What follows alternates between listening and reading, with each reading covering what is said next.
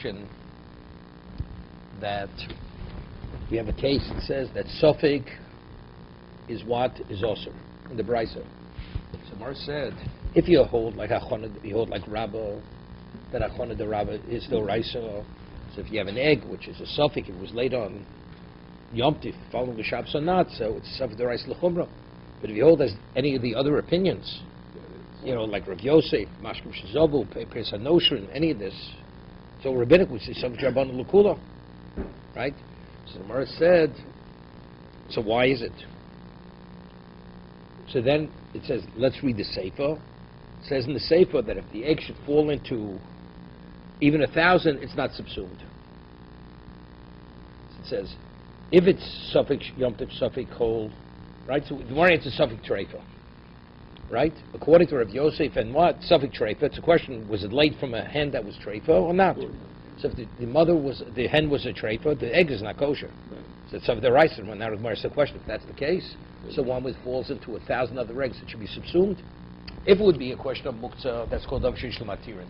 Anything which ultimately will become permitted by itself, or there's a way to permit it other than bittul, other than subsuming, so you don't rely on bittul, rabbinically. But if it's treifa, suffix treifa, this egg will never be permitted. So why isn't it subsumed? So it says, if you're of the opinion that anything that is ever valued, ever, individually, it's not subsumed. So the Gemara says, but there's an argument in the Mishnah, we quoted a Mishnah, does it always have to be sold individually? Or even if it is once in a while sold individually, it has that special value. So Gemara cited the Machlok Rameh and the Chachamim. Rameh says, Kol Shedarko. Right? There's Eshed Darko and Kol Shed Darko. So the more it said, where is it? We'll go quickly through this over here. See, about 8 lines up from where it gets wider. Maybe you'll say the egg, it has an innate specialness, uniqueness, and that's why it's not subsumed. So according to the opinion that as long as there's times that it's valued individually, that's enough reason it shouldn't be bottled. So eggs, sometimes you buy them individually, sometimes you buy them by the bushel. That's enough to give it its special value. So therefore, you could say the reason why the egg is not subsumed, even though it's not a dovshesh matir, it's suffix treifa, right, is because since the egg has that uniqueness that at times it's sold individually, that's why it's not bottled. But if you hold it always has to be sold individually, if it's ever sold in bulk, doesn't have that special identity, so why isn't the egg subsumed? Right? That was the first question. The egg should be subsumed. It's none. Mi shoyu. That's the Mishnah. It shows it's the argument Tanoim. Mi shoyu chavile tilson shel kloya kerem.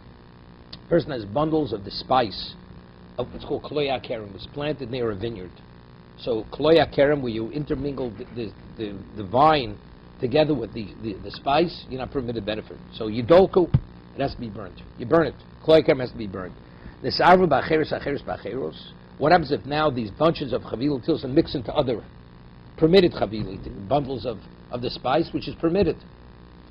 Even if you have multiple types of times it's intermingled, Kulan Yidok Rameir says you burn it. It's not subsumed. Why? So Rameir is going to explain, because Rameir is of the opinion, even though chavile tilson, this particular spice, it's sometimes sold in bulk, it's not sold individually.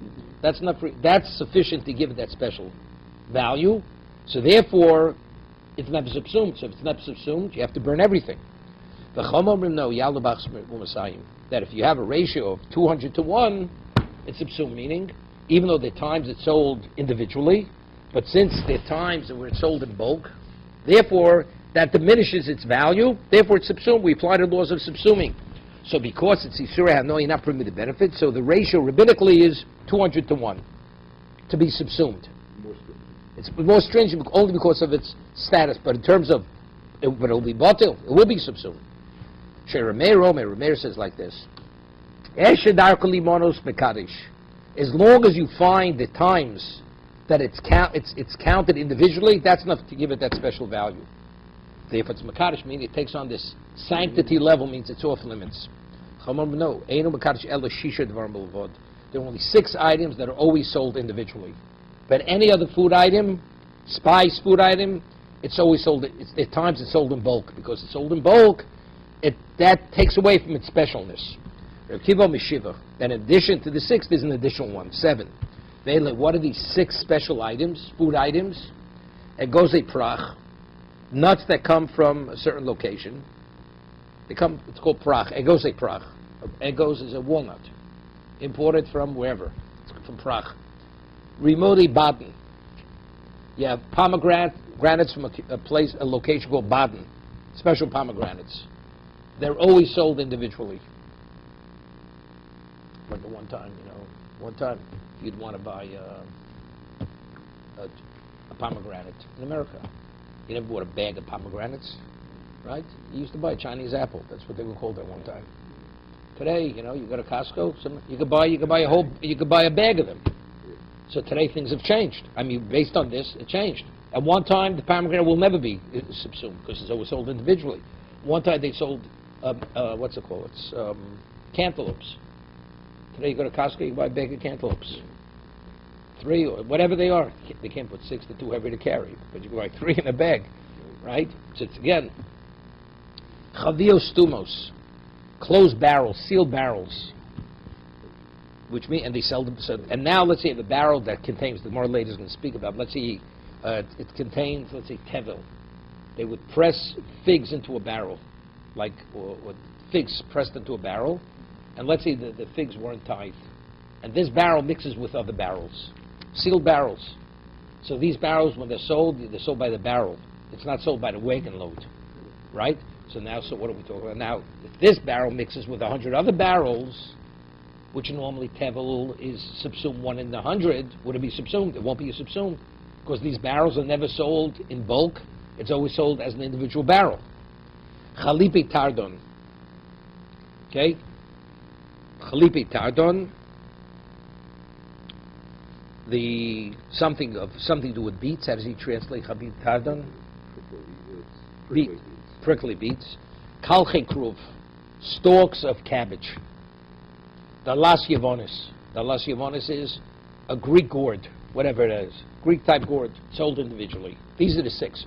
Kiva Mosif, Kiva adds a set. What's the 7th? Akikra Shel Balabayas. Home-baked bread. Home-baked bread is sold by the loaf.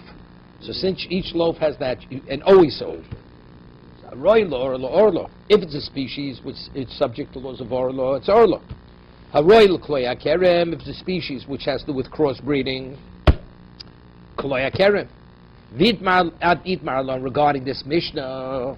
Rabbi Yochanan eshed arkolimono shaninu. Now, what's the discussion over here? Right? Eshed arkolimono shaninu. Okay? What's eshed arkolimonos? Milsli Rameir. Rabbi Yochanan says Reb Shimon ben Lokshim koshed arkolimonos. So, meaning, Rabbi Yochanan says, according to Rameir, it's eshed arkolimonos. It always has to be sold individually. Always. If sometimes not enough. Shimon ben Lokshim is no Rabbi and no. As long as sometimes it's sold individually, it's good enough. Okay? So according to Reish Lakish, you're able to say the brisa we quoted before, but the egg. Why is the egg not subsumed, even though it's Safik Treifa? Because the times it's sold individually. So that's good according to Reish Lakish, because Reish Lakish says it doesn't always have to be sold individually, according to Rabbi. But according to Rabbi Yochanan, Rabbi Yochanan says Eshedarko, it always has to be sold individually, but we know eggs are sold by the bushel, right, by the basket. So if that's the case, who are we going to attribute the brisa that we quoted before, that it says if you have an egg, which is a suffix, and if suffix means, as we're saying, means suffix treifa, if it mixes into 1,000 eggs, it's not subsumed. Why isn't it subsumed? According to Rabbi Yochanan, there's no person who holds that if the times it's sold by bulk, it's not going to be subsumed. Everybody agrees it's subsumed. So why is it not subsumed here? According to Rish Lakish, he explains to Reb Meir, the Reb Meir holds that it doesn't always have to be sold individually. So the anonymous brisa we were citing before, that suffix, treifa, is not subsumed even if it falls into 1,000, we attribute that to Reb Meir. But according to Rabbi Yochanan, the Rabbi Yochanan holds that even Reb Meir is in agreement. It always has to be sold individually, so why is it not subsumed? That's what it says. Hanich le Reb Shimon Lokshel, Rabbi Yochanan Michael Meimar.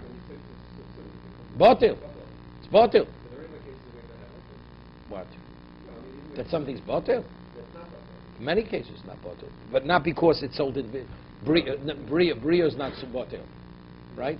Burial, like an insect falls into something, it's not subsumed. Balei chayim, a living species, an animal, right?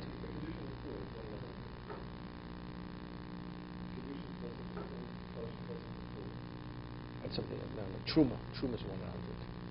Truma is 1 in 100. Okay. But it's truma. It's not be cooked. But it has nothing to do with the uniqueness of what's falling in. Here we're talking about in its physicality. A cow. Let's say you have a shor on nisko, a cow it was decided has to be stoned. This cow mixes into a herd, 10,000 cows.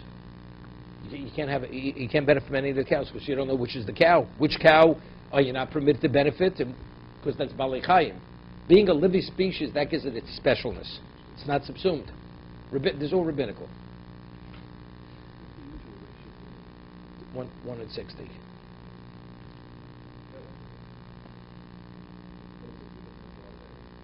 No, always.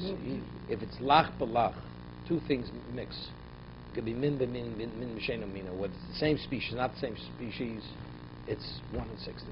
If it's yovish v'yovish, if it's dry, so if it's the same species, then it's chad b'trei, 2 to 1. 2 to 1 ratio is enough. Okay. Omer Popo. So if it's according to Rabbi Yochanan, it's not going like Rameir, it's not going like the Chachomim. According to Rabbi Yochanan. So who do I attribute when it says earlier that Sophic, the egg which is questionable falls into 1,000? Why isn't it subsumed? Omer Papa, Hai Tana Litruk Tziyusu. The Tana of the Brisa that we cited before is the Tana of Litruk. Litra is a measure of dates, dry dates, not figs, dates. Dates or figs? Figs. Dried figs. The Omar, he says, Kol shdavar shebeminyan afil b'drabanan lo botel. Anything which is counted, right? It's not subsumed. Not because it's sold individually. You count it. Okay? 1 second. So he explains, you have barrels and you press the figs in. And in the barrels, you have layers. When you sell it, you peel off a layer, and that's how you would sell it. You'd sell one layer after another. That's davar shebeminyan, something which is counted. Right? The mishkal litra. Okay, so what's the case? Listen to the case. Litra k'tziyutnan, litra k'tziyusha dorsa pi igul. V'niyodeh beis igul dorsa. Now, you have a litra k'tziyos, a certain measure of these pressed figs, and you press it with this vessel that it's circle. So you have like rings of pressed dates, of figs, pressed into a barrel. And you're not sure which level of ring it's in the barrel. Let's say if you measure from bottom to tail, you could have 10. The capacity is 10 rings of pressed dates, of figs. And you're not sure where it is. Is it on top, in the middle, on the bottom? Is it ogul dorso? He pressed it into a barrel. He's not sure. So either it's the same barrel. You have levels. You have 10 levels of pressed figs. Each one is a ring. It's among all 10. You're not sure what level. Okay? It's in a barrel, and you're not sure which barrel. Okay? Beizechov is dorso. Api kaveres. Kaveres means a beehive, but it means something shaped like a beehive, like a barrel. De beizekaveres dorso. Remeir Omer. Remeir says, Rebbe Lezer Omer. Rebbe Lezer says, Roan es el yonos, kilo hein prudos. V'atachtoros balos es el yonos. Yeah.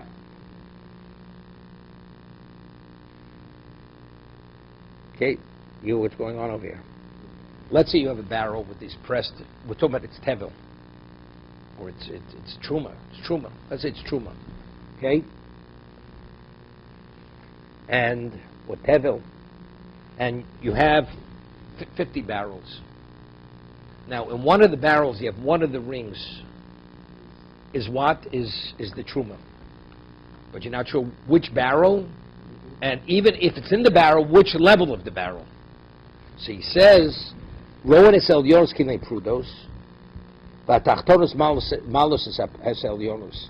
You look at the individual barrel, and we see the upper ring as if it's separated, as if it fell and it intermingled with the lower levels within the barrel.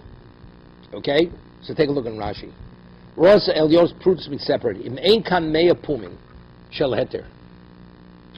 Now, we know it was one of the top levels of the barrel, but you don't have 100 barrels. You need 100 barrels to subsume the truma. You're not sure which one. You have 50 barrels. So you have a problem. But it's the upper level. So he says, you look at it, we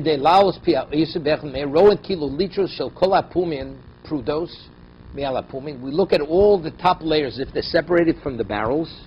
And you look at all, let's say you would take all the levels out of the barrels.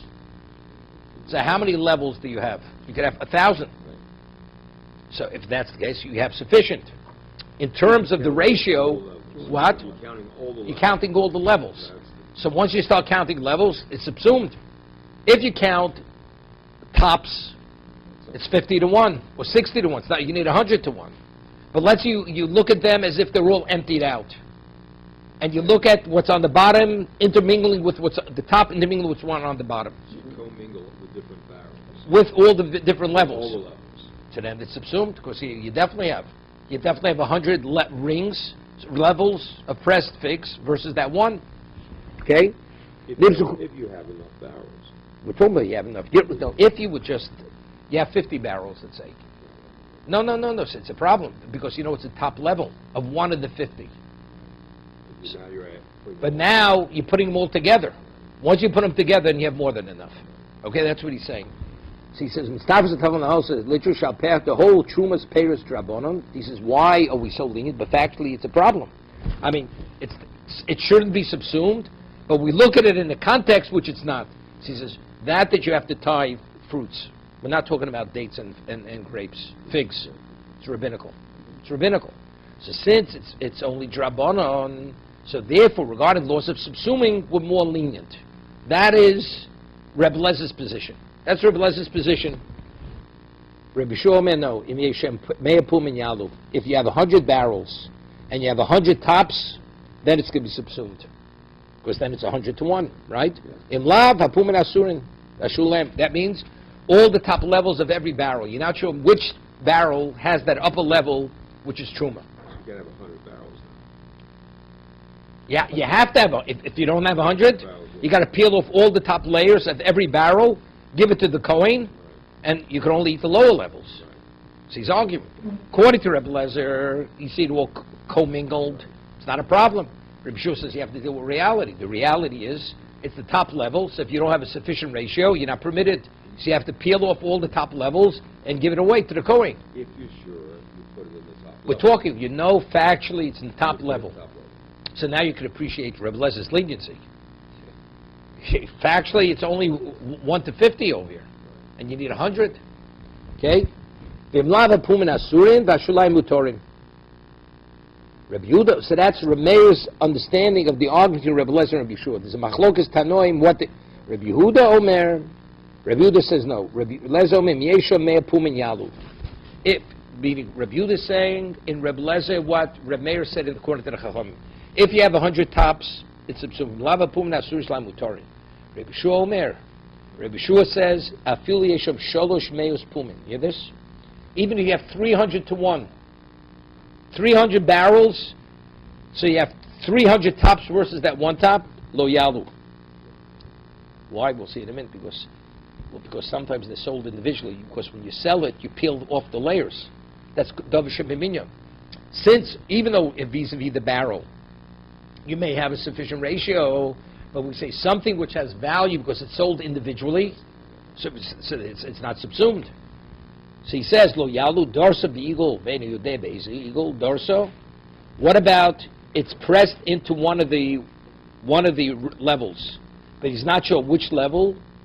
Divrei akol yalu. Everybody agrees it's subsumed. So Divrei akol hainu pluktayu. That's exactly what we're talking about. Or a pabocham dorso be'igul ve'enu yudeh be'ezi mokum igul dorso. This is something else. Let's say it was pressed. Let's say you had truma, and it was pressed into one of the levels. And you're not sure what part of the level. So it's not the whole ring. If it's the whole ring is sold individually, so then, of course, that's it's sold individually, that gives it its chashivus, gives it its special identity. But let's say it's only a percentage of one of the rings. So when it's sold, you don't sell a part of a ring, you sell the whole ring. So if that's the case, it's subsumed. As long as you have a sufficient ratio, it's going to be subsumed. That's what he says. Darsa be eagle, it's pressed in one of the levels, the rings, and is a mokom eagle darsa. He doesn't know what part of that ring it was pressed. Either Tzfona was the northern part, Ladroma, Divri Akol Yalu. Everybody agrees it's subsumed. Not a question. Why? Because it doesn't have any identity, period, at any level. Okay? Getting back to the bride. The Brisa says, how do we get into all this complication here? Because we had a case, it says, if you have a suffix, an egg which is a suffix, it's osir. Somewhere says, why is it osir? If it's suffix, according to Rabbo, it's suffix derais l'chumra. According to Rav Yosef and Rav Yitzchok, it's a suffix rabbanon. We should say suffix rabbanon l'kula. Somewhere says it's suffix treifa. I'm just giving you the background, right? What we've been discussing till now. The egg is a suffix treifa. But it's suffix treifa, it should be botel. It should be subsumed. If it's muktzah, so that's suffix matirin. Something ultimately will be permitted, it's not subsumed. But if it's treifa, which will never be permitted, it should be subsumed. So Rashi's answer is very simple. Just as we say davish matirin is not botel, suffix drabono l'kul is only if it's not a davish matirin. But let's say with time it'll be permitted regardless of what it was. Then we don't even say suffix drabono l'kul. We leave it l'chumra. If it will resolve itself, you leave it alone till it will resolve itself. That's Rashi. Rav Ashi Malolam Safik Yom Tov Safik Chol. The egg is speak. We don't know if it was laid before Yom Tov or on Yom Tov. So what is it? What it's a Safik Muktzah, right? It's a Safik whether it's Muktzah. Savadov Sheish Lomatirin, right? It's something which fruit falls off a tree on Yom Tov. What's the halacha? After Yom Tov, you permitted to eat the fruit. Of course, you permitted. Right. So that's our shaila. If the egg is not permitted because it's similar to the fruit falling off the tree. So you just wait. So since it will resolve itself by waiting, we don't apply the law of subsuing. Even though the is drabonon, it's not going to be subsumed. As it's not subsumed, we don't say safek drabonon is lakula.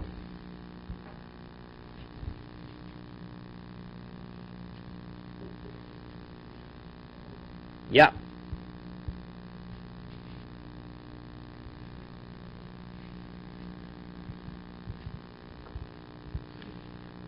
So Rashi says, just as we're machmir, bedavshot matir regarding subsuming, we're machmir also regarding suffix.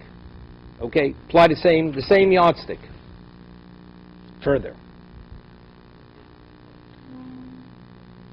Tanya, we learned in the Brisa. Acherim omrim bishum Rebbe Lezer. Others say in the name of Rebbe Lezer, Acherim beya te'ochel hi ve'imo. It says that an egg that's laid on Yom Tiv, you could eat it with the hen. The egg you could eat and the hen you could eat. It's the opposite way. It's not the extension. He's going from the egg to the mother. Right? Beyo te'ochel, the egg you could eat with the mother. So the question is, what's the question on the mother?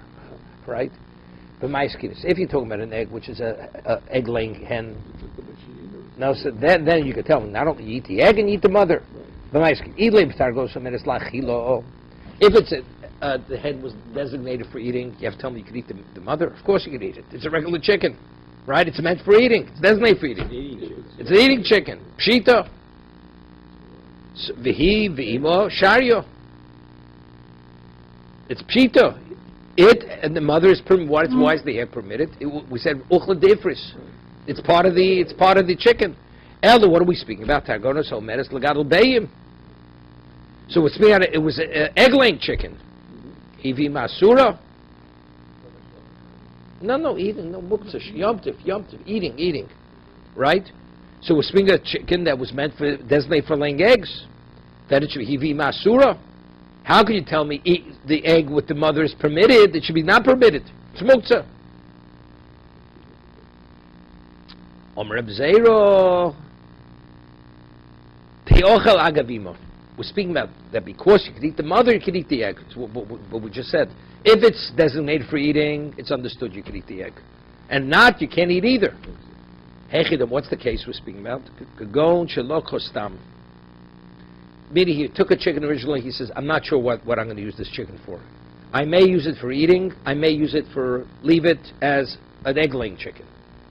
He says, Nishchato, if ultimately he slaughters it on Yom Tiv, Huvrod lachilo bedis. It's like saying, what will happen tomorrow will reveal what his original intent was. Lo nishko huvrod l'gadol beim omedis. So why are you permitted to eat the egg? Because of the mother. Whatever the mother will be determined to be, that will determine the fate of the egg. If the mother is determined to be not muktzah, then you can eat the egg. Why? Because that's part of the mother. But if I don't slaughter it tomorrow, why didn't I slaughter it? Because I wanted it to remain as a hen-laying chicken, right? Egg-laying chicken. Then the egg is not permitted. Lo nishcha hubra l'gal beim omedis. 1 second. So Rashi said, what lokastam? Targozu konastam. Okay? Rav Mori Amano, Guzma Katoni. How do we reconcile it? It's Guzma, people speak in exaggerations. You know what I'm saying? You can eat it with the mother. So everyone says, Pshita, people speak that way. You know? Meaning it's an exaggeration. Rashi says, what's Guzma? In Hebrew, Legazeh means to exaggerate, to magnify. There you go. Ka'odam Shurot Lazo Dvar Medaber Yesub Medes Lachilo Komar Nechlak Al Beis Hillel Ha'osrim V'im Lo Itzchachlei Elo Gozim V'orma Milsi Yisera Hakol Di Yochel Gam Av Gam Ein.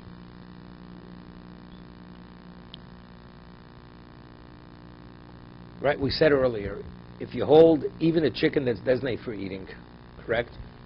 What did we say before? If you hold like Rav Yosef, you're not permitted to eat the egg, because it's similar to the fruit falling off the tree, or the juice seeping out of the fruit, correct?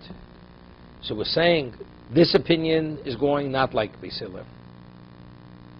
So just say you could eat the egg. You have to tell me you could eat the chicken. The egg and the chicken are the same thing, right? If it lets you have a chicken that's designated for what, right? Even for eating. If you hold like Rav Yosef, if Rav Yitzchak, you're not permitted to eat the egg. Right? We don't say the principle uchel d'ifris. So what do you have to just talk about the egg? What do you have to talk about? That's guzma. You know, you can eat it. You can eat the food with its packaging. It's like that's the way a person explains.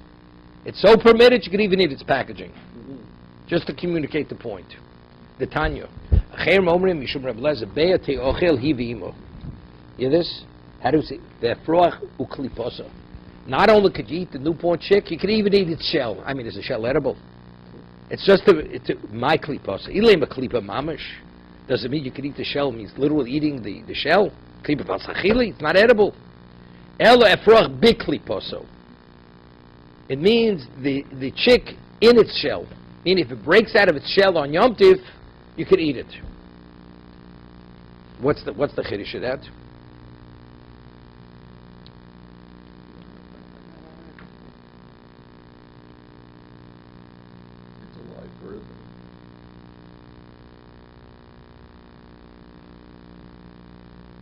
What happens if you have, even during the week, you have a chick that's hatched, and it didn't open its eyes yet. So it's hatched, and you go and you slaughter it. Are you permitted to eat it? It's machlokes tanoim. That until, it's like you have an animal, you're not supposed to slaughter before it's 8 days old. Right? You're not supposed to slaughter an animal before it's 8 days old. So similar, the chick, before it opens its eyes, there's a question, is it ready to be slaughtered? Is it considered sufficiently developed to be able to slaughter it or not? So that's a machlokes tanoim here. Yeah?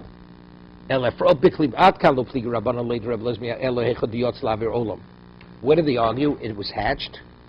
So Reb Lesmiak says if it didn't open its eyes, you're not permitted to eat it. The Chacham say you can eat it.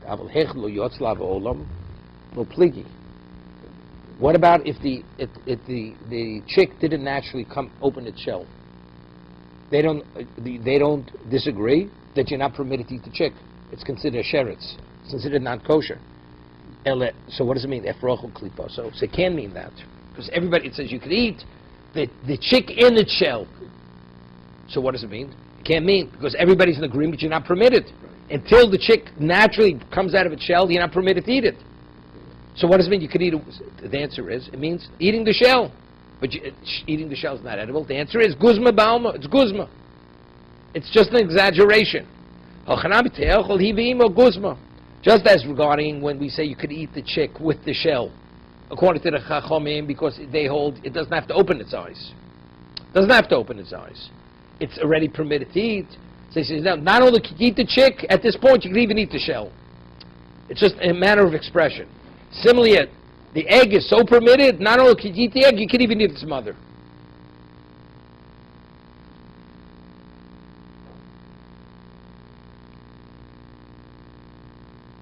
It's interesting.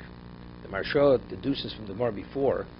When the Gemara started to discuss Safik Beya, it's Asura. It says if you have a questionable status, so we had a problem. It says according to Rabbah, it's not a problem, but according to Rav Yosef and Rav Yitzchak, it's a Safik Jarban L'Kula. So the Marsha asked, what about according to Rav Nachman? Rav Nachman holds it's Muktzah. Also is rabbinical, right? Rav Nachman, we had four interpretations in the Mishnah. We're saying it's only different according to Rav Yosef and Rav Yitzchak. It's similar to the fruit falling off the tree or the juice seeping out of the fruit. But Rav Nachman says no. Rabbinically, you have to designate everything before you use it on Shabbos and Yom Tov. So it's rabbinical. So why did the ask according to Rav Nachman, Safik Jarban L'Kula? So the Marsha says that Muktzah, why is Muktzah also? Why did the Chacham want you to designate something? It's a gzeira because hotzah. You may transport. There's more Shabbos. So because it has to do with transporting, therefore, which is much more likely you may do that, we treat it like a doraisa. Even though it's Rabbanon, we say Safik Rabbanon L'Chumra, because it has a semblance of a doraisa. The eating of, to say the egg is like the fruit falling off the tree and juice seeping out, it's a little pretty far-fetched. So therefore, at worst, we give it a rabbinic status, totally rabbinic. So if that's the case, Mores, Safik Jarban L'Kula. But Rav Nachman who holds Muktzah is because Gzeira, you may transport, which a person does naturally, we transport. Therefore, I give the Muktzah a Doraisa status, although it's Jarbanan. So therefore, the Gemara is only asking a question on Rav Yosef and Rav Yitzchak. Why is Safik Be'asura, it should be permitted, because Safik Jarban L'Kula, according to Rav Nachman, even though Muktzah is Jarbanan, we still say L'Chumra. Okay. Itmar.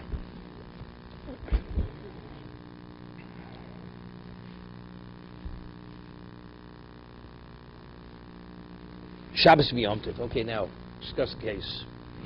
You have a Shabbos and a Yom Tov, right? Shabbos preceding the Yom Tov, Yom Tov preceding the Shabbos. Either way. Rava Manolda B'zeh, Muteres B'zeh. It's late on one day, or you're not permitted to eat the next day. No, you hear that? Okay. Shabbos begins, then you find the hen lays an egg on Shabbos. Tomorrow, Sunday is Yom Tov. Are you permitted to eat on Yom Tov? Rav says you're not permitted on Yom Tov. When it's late on Shabbos, you're not permitted to eat it on Yom Tov. Rav Yochanan Amar, Rav Yosef says, no, b'zeh muteres b'zeh. It's late on Shabbos, you're permitted on Yom Tov. Why not? It's 2 separate days. What prepared? No, there's no prepared. It was late on, it was... late on Shabbos. So when was it developed? On Friday it was developed. It was developed on Friday. It was late on Shabbos. So it's not Shabbos prepared for Sunday. It was late on Shabbos. Rav says you're not permitted to eat it on Sunday. Rav Yochanan says you're permitted to eat it on Yom Tov. Right? On Sunday. What's the argument? Rav kosover kedusha achasi. Rav holds that you see Yom Tov as an extension of Shabbos. It's like we said Rosh Hashanah is kedusha achas. We see it as an extended day. So you're still on the day itself, because it's one day going to the next. So the Gemara says, Neimuk Savar Rav Kedusha Achas. Says, V'omer Rav, Haloch Kar B'Zakenim.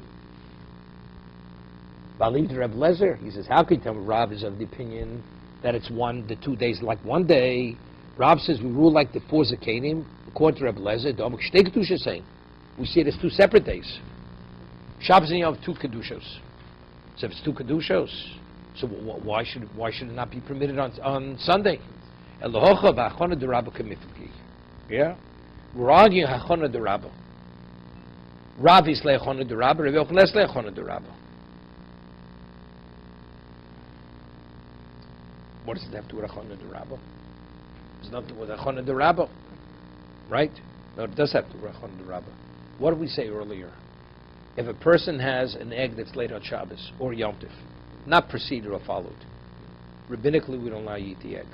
It's a gzeira because what would be if it would be laid on a Yom Tov following a Shabbos? That's the Doraisa. So here you had an egg laid on Shabbos. So how do I treat that egg? That egg, we treat it like it followed a Yom Tov. Right? As if Friday was a Yom Tov. That's why Shabbos you're not permitted to eat either rabbinically. So now, what's Sunday? So Sunday's, it's Yom Tov. So we look at this egg, so you want to eat it on Sunday, but Sunday needs preparation. When was this egg prepared? Rabbinically, we see it like it was prepared on Shabbos. But if you don't hold Achon the Rabba, it's permitted in either way. Because it has to be pre-designated. Right? It's Shtei Kedushos. The apple that falls from the tree, we don't want you to eat today because you may pick the apple. Tomorrow's a different day. Tomorrow's not today. They said only on the day that it fell. You'll see. So that he's talking Motza, that it's pre-designated, and Motza could be Mizvah Motza. Is that right? Yeah. The day it fell, it's Motza because you didn't predesignate it. But if you did predesignate it, you could The day that... you couldn't predesignate it, didn't fall. Exactly. Yeah. That's why he's talking. Right. No, we'd have to go now. It's not going to... We're going to Reb Nachman. According to Reb Nachman, why the egg that's laid, why can't you eat it? Because it wasn't prepared from before Yom Tov. Not Rabbah. Okay, good. Right. So Shabbos, it wasn't prepared. Sunday, You could eat it. you could. Right. Because it was prepared. The day's over, now it's ready for the next day. Unless both days are well, you can't No, so everybody agrees it's two different, it's two kedushas. It's two separate kedushas. But what's interesting is we have to say this is only going because if it would be you may pick the fruit, right? I'm not sure. If a fruit falls on Shabbos, are you permitted to eat it on Sunday? Oh, just a regular case. Well, but why aren't we afraid Shemi Yalav Yitlosh? If you eat it today, you may pick the fruit. But you say you can eat it on Sunday, not on Shabbos. No, Sunday is Yom Tov. So if you say the reason why the egg is off limits, of course, it has to be designated for the day. Can you designate it on Shabbos or something? No, said it's okay. It's fine. Yeah, then you should be able But to if eat it. it's a gzeira that you may pick a fruit, Yeah, right. so that it's still a problem. If Sunday is Yom Tov, an apple falls off a tree on Shabbos. Are you allowed to eat the fruit on Sunday? If it's Yom Tov, no, because they still have the same problem. He may want another fruit. He'll pick another fruit. But if it has to just be prepared. So it was. This egg was ready on Shabbos for Sunday. So if that's the case, it's not muktzah. Right? So there's a famous tosus over here. Famous tosus. Now, if you have something's muktzah, something that's muktzah on the onset of Shabbos or the day itself, it's muktzah for the whole day. So now, we speak about Bein HaShmoshos, the twilight period. So let's say Shabbos is ending, Yom Tov is beginning. So you have a twilight period. At the Bein HaShmoshos period, in your mind, were you able to use it at that moment? No. Right? Why? Why couldn't you use it? Because it still may be the previous day. So if that's the case, so when Shabbos began, Yom Tov began, it was off limits. Right. So Tosas says, we have this Tosas just now in Sukkot, same Tosas. It's called Muktzah Machmas Yom Shovar. Why was I not permitted to use it? Because it's the next day, or because I thought it was still part of the previous day? You following? Because I'm not sure when the previous day ends. But if I would know exactly when the previous day would end, it would be permitted. It's only because I don't know when it ends. When we speak Midas Katsoy Ben Eshua, if you have a candle burning Erev Shabbos, and it burns into Shabbos, why are you not permitted to use the oil on Shabbos? Because factually, when Shabbos began, the oil was not available to you. Because taking the oil out of the candle would have been extinguishing. So, this has been off, since it was off limits at the beginning of Shabbos, it's off limits for the duration of Shabbos. Over here with the egg, it was late on Shabbos. So Shabbos it's muktzah. I'm not sure when Shabbos is over. Because I don't know exactly the twilight period, when the next day starts, when the previous day ends. So why do I go beyond the line? Because I'm not sure where the line is. So I'm not going beyond the line because it's beyond the line, it's an off period, it's because I believe at that time it still may be before the line. So if the reason why you're negating it because it still may be the previous day, that's not a reason that should be muktzah. It has to be off limits because now it's off limits. Because now is the problem. You can't extinguish on Shabbos. That's why the oil is not available to me. You following? What's the differential between if you know where you don't? If you have a candle burning at the entry point of Shabbos, I know it's a 3-hour candle. If you have Shabbos. Shabbos, and now the candle is extinguished after 3. I know it's going to be extinguished after 3 hours. If you hold the muktzah, you can't benefit from the residue of oil. Why? Why? Because we have a principle: whatever's a muktzah at the onset is a muktzah for the duration. Why at the onset could you not benefit from that oil? Because it was burning at the beginning of Shabbos. Okay? Over here, with the egg being laid on Shabbos, why could you not benefit from the egg on Shabbos? Because it wasn't designated. It wasn't designated. It was no lot on Shabbos. It's a new entity, rabbinical. Okay, muktzah. Now, let's say now I'm holding at a 45-minute period, the twilight period. I'm not sure when Shabbos ends and when Yom Tov begins. That whole period, I'm not going to eat that egg. Why? Because it still may be Shabbos. So it's not because at the onset of Yom Tov it's off limits. It's because I'm concerned it still may be Shabbos. So now you're in Yom Tov. So if I would know it's Yom Tov, it's definitely permitted at the beginning of Yom Tov. But the reason why I'm not factually eating it, because I don't know exactly when Shabbos ends. I'm concerned it still may be Shabbos. Because if I knew it, then I'd be permitted. I'd eat it, definitely eat it. Because you could say that now. Now it's the beginning of the day. It's available to me. It's available to me. You don't have to designate it. You know, it's available to me. It's totally available. It's not known today. It wasn't born today. It was born yesterday. But I'm not sure when yesterday and when today is. With the candle burning, it's not because I'm not aware when yesterday and when today is. Factually, at this moment, at the onset of Shabbos, you're not permitted to take the oil. So the oil's off limits to you. But this one, on the second, on Yom Tov, you know that somewhere there Shabbos stopped. But you don't know when. So why do you need to know when? No, but You don't have to designate it. no. The reason why you... So if I don't know when, I have to wait longer to make sure I'm in a period. It definitely ended. Okay, so you wait. So now, factually, when Yom Tov in actuality began, I couldn't eat the egg. Well, why couldn't I eat the egg? Because it was Yom Tov, because I thought it was still Shabbos. Because I thought it was still Shabbos. Muktzah, and the onset, it means I can't, it's off limits because it's the day itself, the upcoming day, not the previous day. You following? Okay.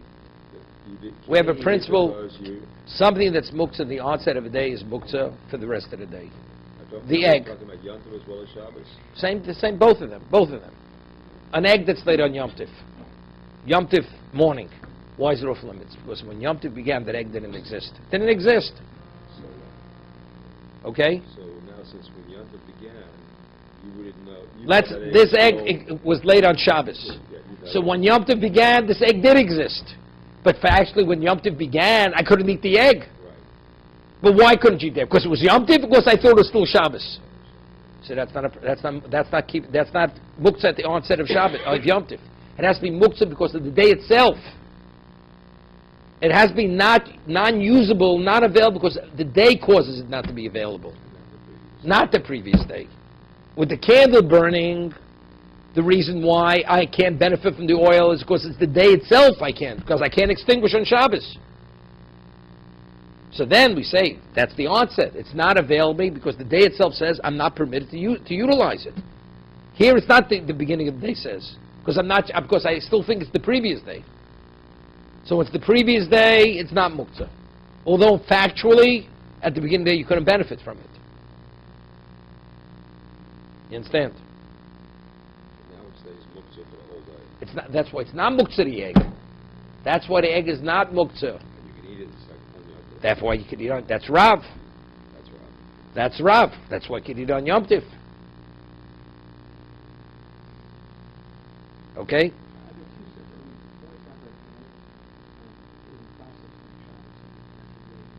According to Rabba, it's Nishto Raisa. You can't eat it on Sunday. Because Shabbos prepared for Sunday. No, if you... Wait, but if you reject the whole thing, preparation is irrelevant to me. It's irrelevant to me. It was late on Shabbos. We're talking about it was late on Shabbos. It was late on Shabbos. So when it's late on Shabbos, so therefore, according to, if you hold like Rabbah, rabbinically, you're not permitted to eat that egg on Sunday.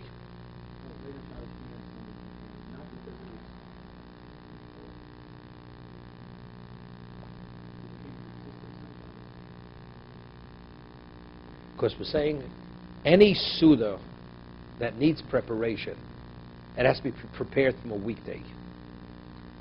Yom Tov following Shabbos, this egg, we see it as if it wasn't prepared on the weekday. Right? So that's the reason why you can't benefit from the egg. That's why you can't eat the egg on Sunday.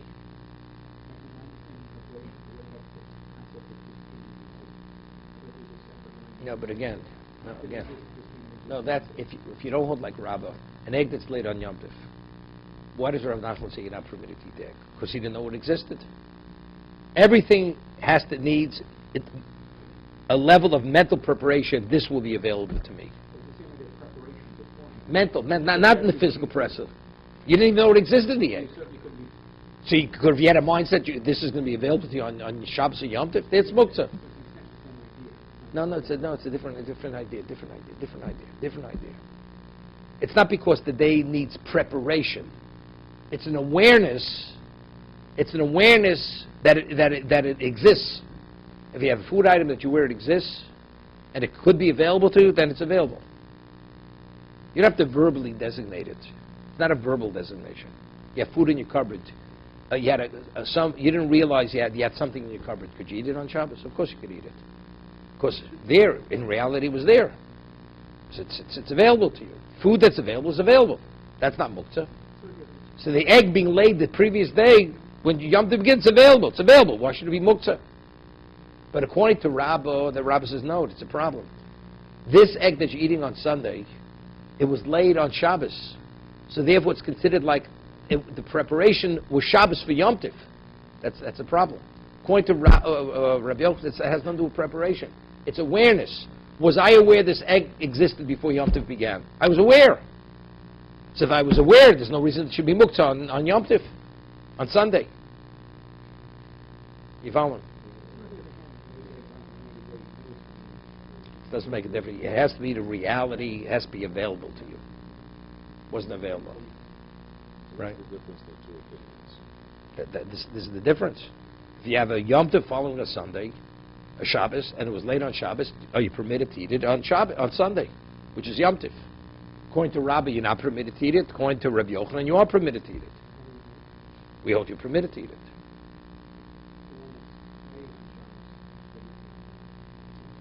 According to this, well, late on Yom Tov itself, you're not permitted. So everybody agrees you can't. But even Rabbah agrees there it's rabbinical, because it may be confused with the Yom Tov following the Shabbos. Right? That's the reason why.